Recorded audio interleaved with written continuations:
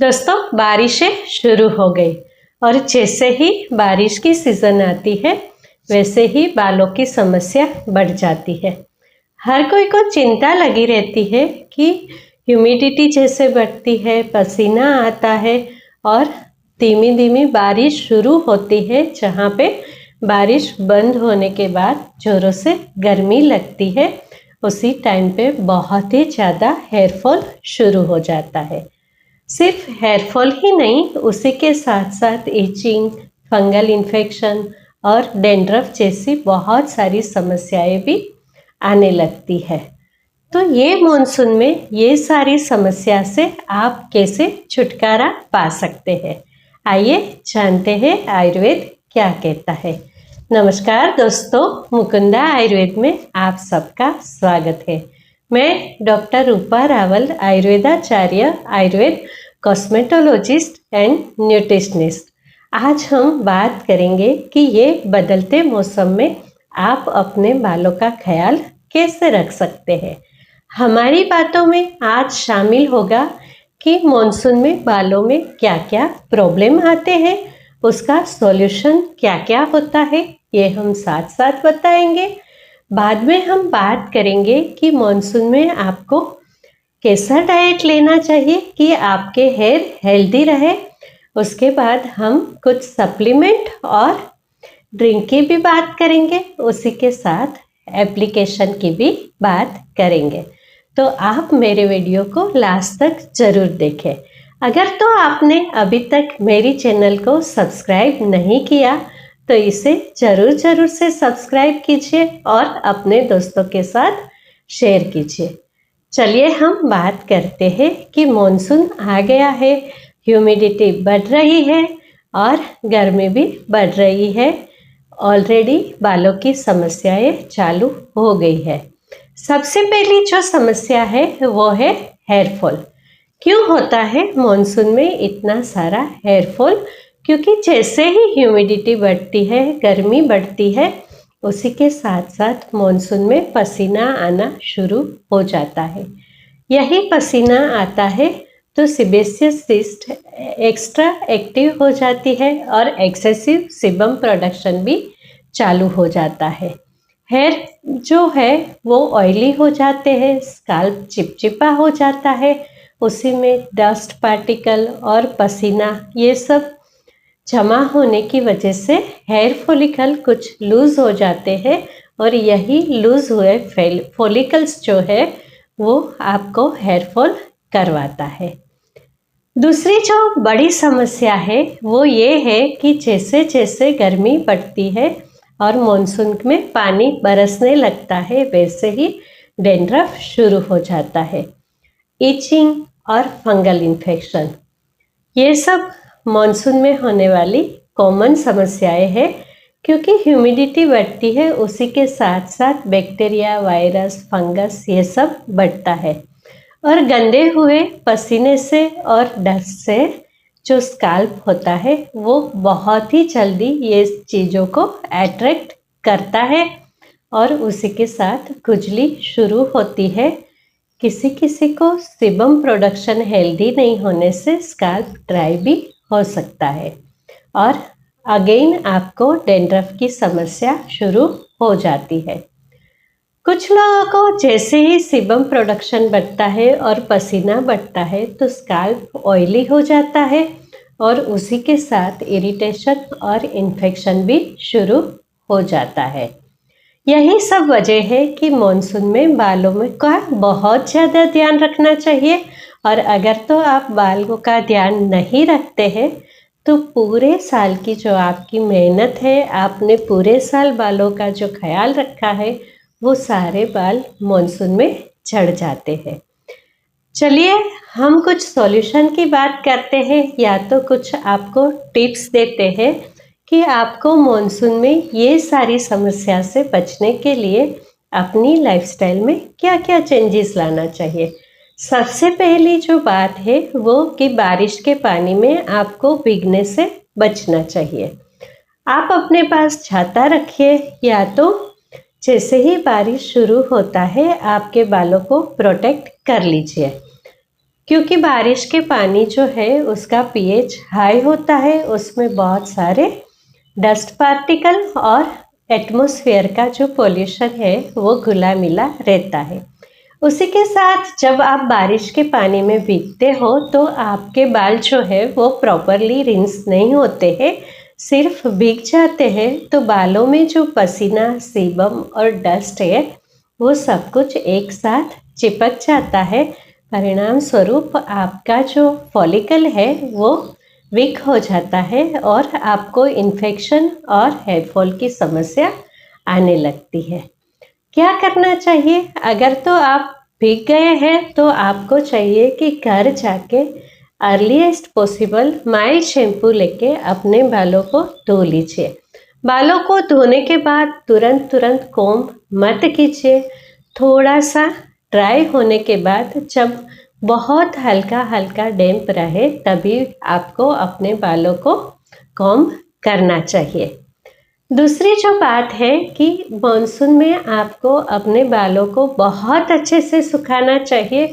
उसे डैम्प या तो गीला नहीं रखना चाहिए, क्योंकि ऑलरेडी जो ह्यूमिडिटी है वो आपके बालों के में समस्या करती है। तो आप अपने बालों को गीला रख के आप फंगस और बैक्टीरिया को अट्रैक्ट करते हैं।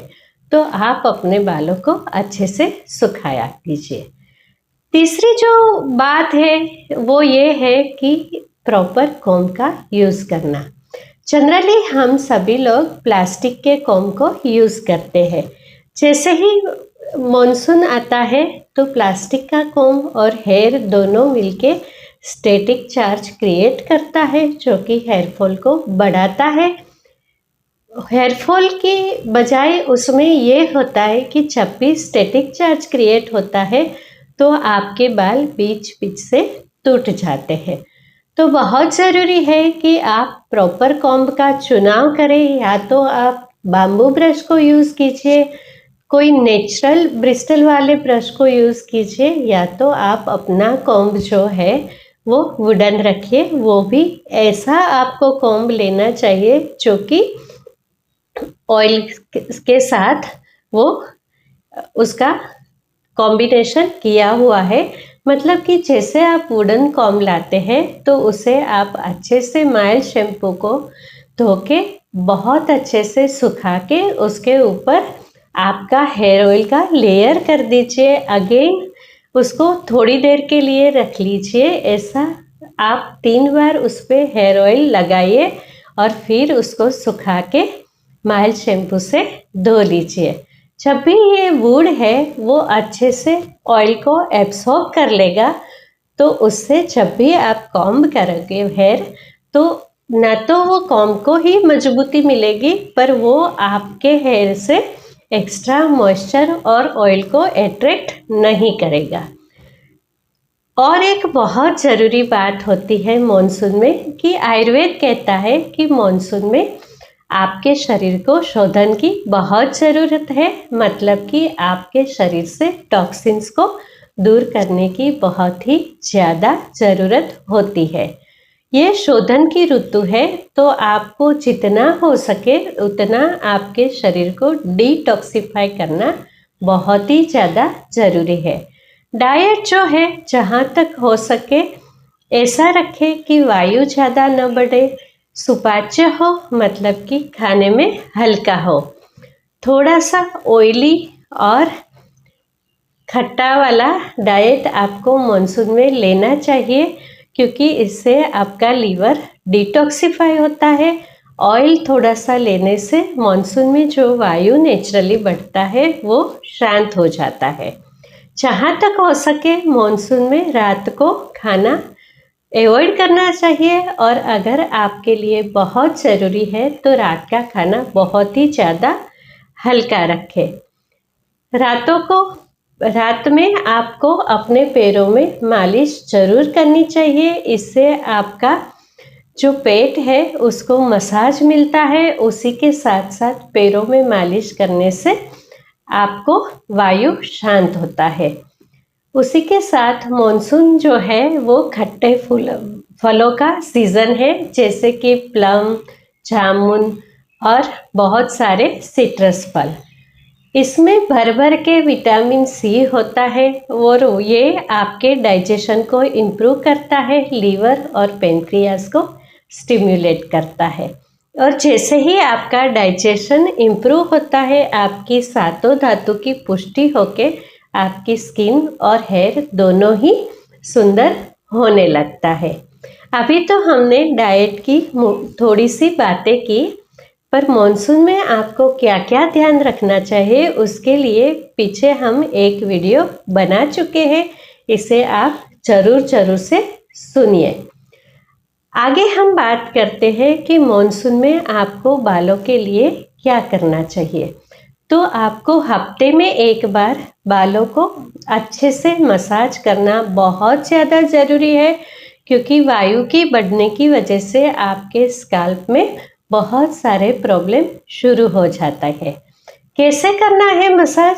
हमेशा ही हमारे यहाँ एक चीज़ देखने को मिलती है, सारे पेशेंट का यही एक प्रॉब्लम है कि वो बालों को धोते हैं और 2-3 दिन बाद उसमें ऑयल मसाज करते हैं, जब तक कि उसका स्काल्प बहुत ही ज़्यादा गंदा हो चुका होता है। अगर तो आप औषधि युक्त तेलों से अपने बालों की मालिश कर रहे हैं, तो यही एक कॉमन सेंस की बात है कि जब भी आप मुंह पे कोई क्रीम या कोई ऑयल मसाज करते हो तो उसे धो के उसके बाद ही क्लीन स्किन पे आप मसाज करते हो। यही बात स्काल्प के लिए भी इतनी ही ज़रूरी है कि आप माइल्ड शैम्पू करके अपने स्काल्प को क्लीन कीजिए, उसे अच्छे से ड्राई कीजिए और उसके बाद आप अपने बालों को अच्छे से फिंगर टिप से धीरे धीरे 10 से 15 मिनट तक मसाज कीजिए। मॉनसून में आप कौन सा तेल यूज़ कर सकते हैं? तो मॉनसून में आपको चाहिए कि उष्ण प्रकृति वाला ऑयल यूज़ कीजिए। अगर तो आपको बालों में कोकोनट ऑयल डालने की हैबिट है, तो मॉनसून में उसकी जगह पे तिल का तेल यूज़ कीजिए या तो ऑलिव ऑयल भी यूज़ कर सकते हैं। आलमंड ऑयल वो भी थोड़ा सा शीत प्रकृति का है, और अगर आप चाहते हैं कि आप कोई आयुर्वेदिक ऑयल का यूज़ कीजिए तो नीली भृंगादि ऑयल जो है वो मॉनसून के लिए सबसे बेस्ट हेयर ऑयल है। आप अपने कोई भी हेयर ऑयल के साथ मॉनसून में थोड़ा सा नींब का तेल जरूर से यूज़ कीजिए। उसी के साथ साथ थोड़ा सा एरंड ऑयल भी ज़रूर मिलाइए। एरंड ऑयल के बहुत सारे फ़ायदे हैं हमारी स्किन और हेयर दोनों के लिए, ये बहुत ही ज़्यादा ज़रूरी है। तो आपको चाहिए कि आप अपना 50% जो है वो हेयर ऑयल लीजिए और बाकी के 50% है उसमें आधा नीम ऑयल और आधा एरंड ऑयल मिलाइए। उसी को हल्का हल्का गरम करके उसमें एक चुटकी भर भीमसेनी कपूर जो है उसका पाउडर डालिए। इसे अच्छे से उंगली से पिघाल लीजिए। गरम ऑयल में बड़े अच्छे से कर्पूर पिघल जाएंगे। यहाँ पे आपको एक बात ज़रूर ध्यान रखनी चाहिए कि पूजा वाला जो कर्पूर है वो सिंथेटिक कर्पूर होता है, तो आपको ये बिल्कुल ही उपयोग में नहीं लेना है। आपको चाहिए कि आप पच्चा कपूर ले, भीमसेनी कपूर ले या तो कोई नेचुरल कपूर आप ले सकते हैं। यही हल्का गरम ऑयल को आप अपने स्काल्प में लगा के 10 से 15 मिनट तक फिंगर टिप से उसका मसाज कीजिए। उसके बाद अगर तो आपके लिए पॉसिबल है तो एक हल्के कपड़े से आपके बालों को कवर करके रात भर ये ऑयल को अपने बालों में और स्काल्प में ज़रूर रखिए। दूसरे दिन कोई भी नेचुरल शैम्पू जैसे कि रीठा और शिकाकाई भिगो के उसका बनाया हुआ शैम्पू से अपना बाल धोइए। रीठा जो है वो नेचुरली ही इन्फेक्शन, फंगस और डैंड्रफ को दूर करता है और आपके स्काल्प को बहुत अच्छे से क्लीन करके उसमें सर्कुलेशन को बढ़ाता है। और शिकाकाई जो है वो नेचुरल कंडीशनर है जो कि आपके बालों को पोषण देके बहुत अच्छे से उसे अच्छा सा एक टेक्सचर देता है। कोई लोग कहते हैं कि रीठा और शिकाकाई से उनके बाल अकड़ जाते हैं। वो इसीलिए होता है कि वो लोग अच्छे से ऑयलिंग किए बिना ही रीठा और शिकाकाई के पानी को बाल धोने के लिए यूज़ करते हैं। अगर तो आपके लिए ये संभव नहीं है कि आप रीठा शिकाकाई से बाल धोए, तो आप कोई भी हर्बल शैम्पू का यूज़ कर सकते हैं। अभी हम बात करेंगे सप्लीमेंट्स की। तो जैसे जैसे मॉनसून आता है, हमारे शरीर से पसीने के द्वारा भी कुछ न्यूट्रिशन और मिनरल का लॉस होता है। ज़रूरी है कि आप विटामिन और मिनरल वाला डाइट लें, पर उसी के साथ साथ आपको कुछ सप्लीमेंट लेना बहुत ज़्यादा ज़रूरी है। सबसे अच्छा और न्यूट्रिशियस सप्लीमेंट अगर बालों के लिए हो सकता है तो वो है आंवला। आंवला जो है वो विटामिन सी से भरपूर है, ये जीवनीय है और कैल्शियम भी है। जीवनी का मतलब ये हमारी इम्यूनिटी को बढ़ा के हमें अच्छा जीवन देता है, या तो हमारी ऐसी आयु बढ़ाता है जो कि हेल्दी वाली हो। आयु का बढ़ना अच्छी बात है, पर अगर तो बढ़ती आयु के साथ हेल्थ अच्छी ना हो तो ये आयु हमें बहुत ही ज़्यादा तकलीफदेह होती है। तो आपको चाहिए रात को सोने से पहले आंवले का कोई अच्छी कंपनी का पाउडर लाके आधा चम्मच उसे पानी में मिला के इसे पी लीजिए और उसके ऊपर हल्का सा गुनगुना पानी आधा ग्लास ले लीजिए। अगर तो आपको पानी में घोलने से ये पीने को तकलीफ़ होता है तो उसे ऐसे ही फाँक के उसके ऊपर पानी भी पी सकते हैं। अभी आगे मैं बात करूँगी एक हेल्थी ड्रिंक की, जिसे कि मैं एक हर्बल टी भी बोलती हूँ। आप मेरे वीडियो देखेंगे तो मैं अलग अलग जगह पे अलग अलग हर्बल टी की बात करती हूँ। बजाय कि आप दिन में ब्लैक कॉफ़ी या तो ग्रीन टी पीने की जगह पे ऐसी हर्बल टीज़ को सीज़न के अनुसार बना के अपने लाइफस्टाइल में शामिल करें, जिससे कि आपके शरीर को बहुत ही ज़्यादा फ़ायदा मिलेगा। वैसे ही मॉनसून के लिए एक बहुत ही न्यूट्रिशियस हर्बल टी है, जिसे कैसे बनाना है। आप एक गिलास पानी ले लीजिए, उसमें आधे से पौना चम्मच सौंफ डाल दीजिए। ये सौंफ को आप अगर तो हल्की दरदरी कूट लेंगे, जिसे कि हम यवकूट बोलते हैं, मतलब कि थोड़ी सी तोड़ लेना है, तो ये सबसे ज़्यादा फ़ायदा देगा। यही सौंफ को आप तब तक उबालिए कि एक गिलास से आपका जो पानी है वो उबल के 1 कप तक आ जाए। अगर तो आपके पास इलायची आसानी से मिलती है तो उसमें 1 इलायची और इतना सा सिनेमन का पीस भी ज़रूर डालिए। ये आपके शरीर का शोधन करके कोलेस्ट्रॉल को भी कम करता है। बस उसी में जब ठंडे दिन है, बहुत ज़्यादा बारिश है, तो एक छोटा सा पीस जिंजर का डाल दीजिए, नहीं तो इतनी चीज़ें बहुत ही ज़्यादा काफ़ी है। आपके गार्डन में आसानी से अगर आपको अवेलेबल है तो गैस को ऑफ करने के बाद 4 से 5 पुदीने के पत्ते तोड़ के उसमें डाल दीजिए। हो गई आपकी ट्री तैयार। ये एक ऐसी हर्बल टी है जो कि आपके शरीर का शोधन भी करती है और न्यूट्रिशन भी प्रोवाइड करती है। उसी के साथ साथ आपके पाचक रसों को उत्तेजन दे के आपकी पाचन क्रिया को सुधारती है। अगर तो आपको ये ऐसे ही पसंद आती है तो इसे हल्का गुनगुना एंजॉय कीजिए। आपको मीठी चाय लेने की आदत है तो आप इसमें थोड़ा सा गुड़ मिला सकते हैं, पर बिना गुड़ के उसमें अगर तो आप कुछ बूंदे लेमन के जूस की डाल देंगे तो ये बड़ी ही टेस्टी लगती है। और गुड़ जो है वो अगेन आपके बॉडी में जो शुगर लेवल है उसे बढ़ाता है, तो आप जहाँ तक हो सके बिना गुड़ के ही पिए।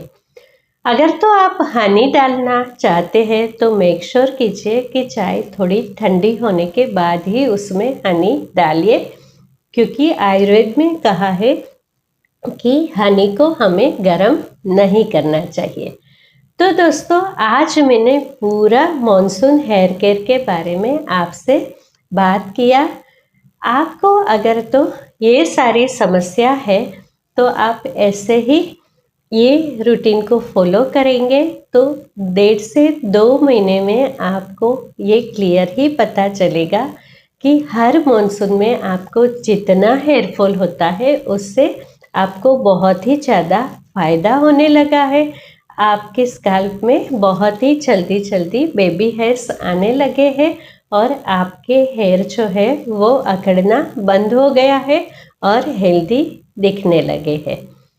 अगेन कहूँगी, अगर तो आपको मेरी बातें पसंद आ रही तो मेरी चैनल को सब्सक्राइब करके अपने दोस्तों के साथ शेयर कीजिए। मेरी बातों को बड़े ही ध्यान से सुनने के लिए आप सबका बहुत बहुत धन्यवाद। शुभम भवतु।